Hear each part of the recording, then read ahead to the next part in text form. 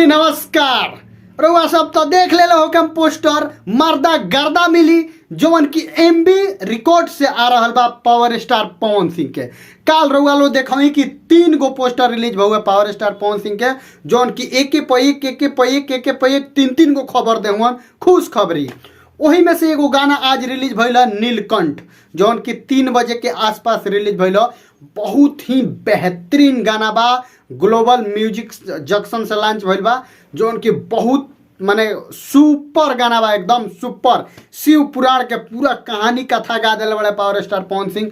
तनी तुम सीख लो, ए धुरंधर सीख low power star Pawan Singh से सीखिए। आ सीखने का जरूरत है। और का सीखबो भैया, तू तब तार बातें कल बेकार बा।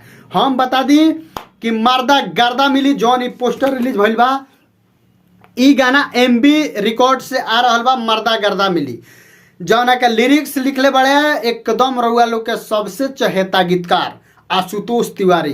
एक पे एक हिट देवे वाला गीतकार आशुतोष तिवारी गाना के लिखले बड़े। मर्दा गर्दा मिली प्रियांशु सिंह के म्यूजिक बा।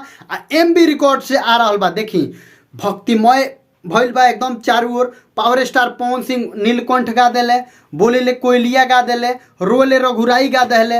ई सब लगातार गाना, ई सब इतिहास रचे वाला गाना गा देले।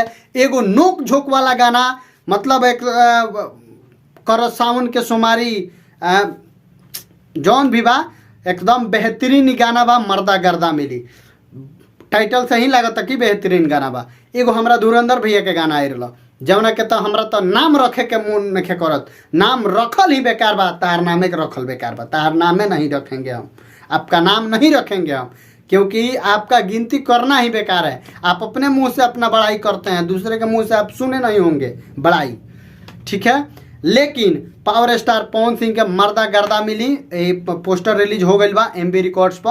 और वह सब जाके देखिए एकदम बेहतरीन। काल कहीं टीजर रिलीज हो जाई, परसों गाना रिलीज हुई। अभी कोई गो गाना के टीजर बाकी बाड़ी सन जौन की पोस्टर रिलीज भइल बा। अभी सारे गामा के बाकी बा, टी सीरीज हम भोजपुरी के बाकी बा। अभी ताले एमबी रिकॉर्ड से आ गई।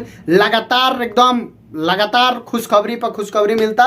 बाकी सब लोग वीडियो के खूब शेयर करी, खूब आशीर्वाद दी। आ चैनल के सब्सक्राइब कर ली, नेक्स्ट भोजपुरी चैनल सब्सक्राइब कर ली। आ सब्सक्राइब करके एक भोजपुरी के खबर सुनी, उहो रउआ अंदाज में, एकदम रउआ अंदाज में मिली खबर।